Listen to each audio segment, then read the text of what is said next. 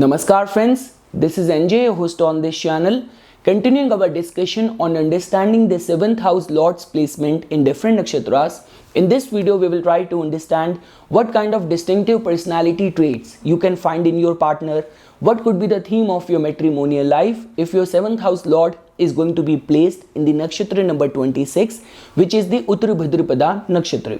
So friends, the whole objective of this playlist is that we are trying to classify all the nakshatras in the 4 categories of what could be the connected strength of that nakshatra, connected weaknesses, opportunities, and what could be the karmic baggage or the most dreadful side of that particular nakshatra.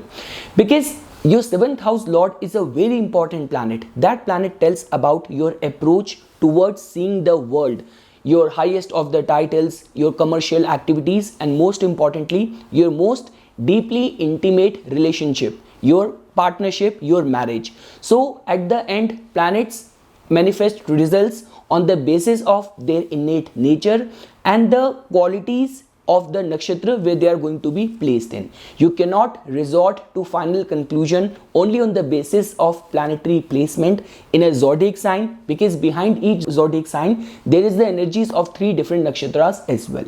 So friends, before we will start our discussion on today's current topic, let's first just try to understand little bit about this Uttar Bhadrapada nakshatra. So this nakshatra resides in the zodiac belt within the Pisces sign from 3 degree 20 minutes reaching till 16 degree 40 minutes. Just because it resides completely in the Pisces sign, and the rulership of Pisces goes to the planet Jupiter and Ketu, and you can also associate the Neptune qualities over here as well. And the rulership of this nakshatra goes to the planet Saturn. Now friends, the good part here is that when it comes down to the signification or functioning of this Uttar Bhadrapada nakshatra, so Saturn doesn't bring its sorrowful side over here, delays, disappointing side over here. Saturn in a way bless the native with wisdom, bless the native with the results of all the hard work done, whether in this life or in the past lifetimes. So from all of those perspective, reaping the good results of your good deeds done by you or the hard work done by you can be seen as or can be associated with the functioning of Uttar Bhadrapada nakshatra. And friends, just because if you actually want to understand the nature or functioning of any nakshatra, so you also have to give attention to the deity or the god which preside over that nakshatra. So one of the serpentine god known as Ahir Budhyana, that god preside over this nakshatra. So there is not been much written about Ahir Budhyana in our holy Vedic scriptures. All what has been written is that this is a god which is a serpentine god, which is a dragon god, and which resides deep in the ocean. So if you will try to make a symmetry, the nakshatra previous to it, which was a Pur Bhadrapada nakshatra, which was being ruled by Aja Ekapada, that was also a serpentine or a dragon deity. But because Aja Ekapada had a fiery qualities attached to it, so which could be little bit destructive at times if planets being placed over there are under some kind of affliction. But when we talk about the functioning of the presiding deity of this nakshatra, it is a serpentine or a dragon energy, but at the same time, because of the involvement of water or ocean, there is a lot of nurturing qualities at the same time. And people also attached, and many Vedic scholars also associate Lord Shiva as one of the connected deity with this particular nakshatra. Because guys, like the way I was telling it to you, now in our whole journey of all the 27 nakshatras, we are almost at the end. Like when we talk about the final nakshatra after this, which is Revati. Revati is all about the final ascension of your soul. But before Revati, in this Uttara Bhadrapada nakshatra, here the soul is almost preparing itself to ascend, to transcend. So because of which, when we talk about awakening your Kundalini, because Kundalini Shakti or Kundalini energy is very strongly attached or associated with the functioning of this nakshatra. When we talk about having a knowledge of esoteric sciences, your capacity and your potential to understand the secret functioning of universe, through astrology, through yoga, through meditation, all kind of astral travel, out of the body experiences can be associated, can be attached with the functioning of this nakshatra. And like the way I was telling it to you, we associate Kundalini Shakti with it. But even within the Kundalini and all the 7 energy centers, starting from Mooladhara Chakra, Swadhisthana, Manipura, Anahata, Vishuddhi, this nakshatra is connected with the Ajna Chakra. And moreover, because when we talk about Shiva, so in the Kundalini Shakti or in the form of the Kundalini Shakti, it's the travel of the energy or the ascension of the Shakti to meet its Shiva, which resides on the Sahasrara Chakra, where all the petals of knowledge and wisdom opens up. So because of which Lord Shiva's involvement in the functioning of this nakshatra, so there is lot of potential of gaining wisdom, gaining access to secret functioning of universe, and lot of contribution of gaining from inheritances, wills and legacy. So that is something, friends, which I wanted to tell you as a part of the general introduction of this nakshatra. Now starting our discussion and classifying this nakshatra into the 4 categories.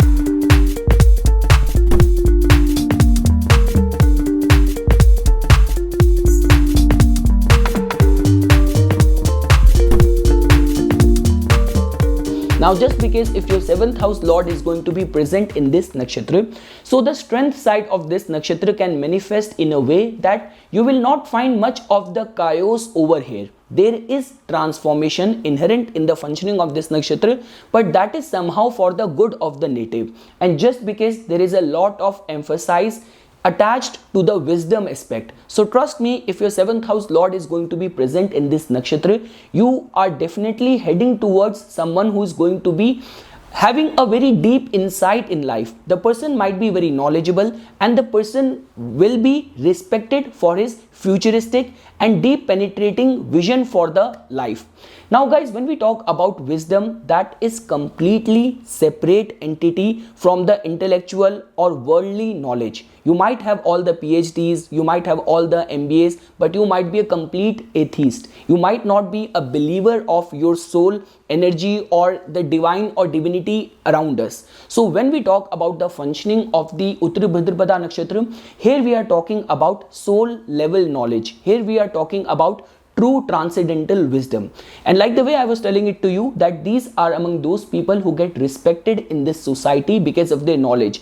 Other people sought after them just to get their advice, just to get their counsel. So now what is going to be happening over here is that, barring Mercury, because Mercury goes through debilitation in the Pisces sign, Mercury's rationality is not able to comprehend the divinity inherent and the wisdom inherent in this section of the Pisces sign. So barring Mercury, majority of the planets are definitely going to function in a very deep, in a very esoteric way, and they are definitely going to manifest their deep transcendental knowledge in the form of the inherent attributes, keywords or qualities of your partner. Now for Venus, this love could be so deep, could be not only restricted to the matrimony, but at the same time might be associated and connected for the well-being of the society as well. For Jupiter, this could be expansive knowledge, wisdom, benevolence. For Saturn, there is no limit of the growth which the native or your partner can attain in the life, in the spiritual realm. So from all of those perspectives, whether from the perspective of planets manifesting their very deep penetrating side in the functioning of this nakshatra, or whether in the form of gaining through wills, inheritances, legacy and support and recognition in the society, community. So from that perspective, the energy of this nakshatra is definitely going to support your matrimonial life. Now friends, moving to the next section. Now if you want to understand the attached weaknesses with the functioning of this nakshatra, so just because of the Saturnian involvement and the transcendental aspect involved over here, so the only weakness which I could think of is that many times it has been seen that native, just because of their this transcendental way an approach of looking at things. Native could be, or your partner could be little bit lazy, might not be very much proactive in the face of any situation, might lack the street smartness, which is a pure domain of Rahu, which is a pure domain of Mercury. So those kind of finesse or those kind of street smartness which is required in today's day and age, the native might lack in those areas of life. Moving ahead, friends, if you want to understand the connected opportunities, so like the way I have already said this thing, this nakshatra or the energy of this nakshatra can be seen as very benevolent in the form of gaining respect in the society, having strong contacts and influence in the society, and because of the good transcendental wisdom of the native might be able to connect himself or herself through marriage with all kind of opportunities. Even when we talk about the qualities which the presiding deity impart in the functioning of this nakshatra, so Ahir Budhyana has been seen as a very benevolent deity or god which blesses the native or blesses the energies of this nakshatra in the form of generosity with the wealth, and at the same time having a very optimistic vision for the future. So whatsoever decisions your partner is going to take, there is definitely going to be a futuristic vision attached to it. The commitments, the pledges, the words, the vows in the relationship are definitely going to be taken very seriously. And the last, friends, if you want to understand the karmic baggage side attached to this nakshatra, so as we know this thing that when we enter the domain or purview of Saturn, so karmic retribution side remains very strong over here. It all comes down to the evolutionary level of the soul involved.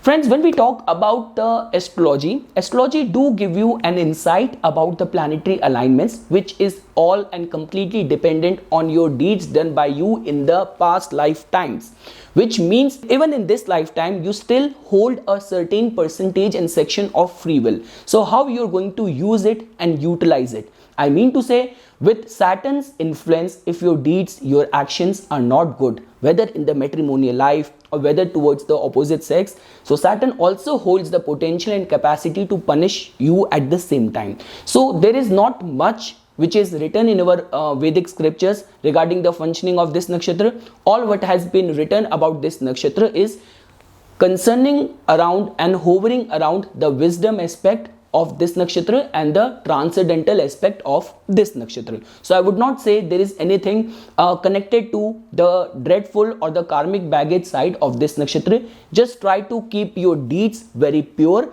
And one thing which I want to advise with your 7th house Lord's placement in this nakshatra, that your soul motives, objectives needs to be completely aligned with the personality of your partner if you are still single and on a lookout. Because many times what happens is that if you are very much driven towards the like materialistic life with all of your desires which you want to fulfill in this lifetime, and if you will run into a partner and your 7th house Lord is in Uttar Bhadrapada nakshatra, so the person on whom you will run into in the relationship who has got this latent potential and tendencies of spirituality. So trust me, with the passage of time, those tendencies are going to bloom and take a full form. So there might be a bone of contention or a conflict of interest because you are driven towards a worldly materialistic life, and your partner with the passage of time might start drifting towards the spiritual path.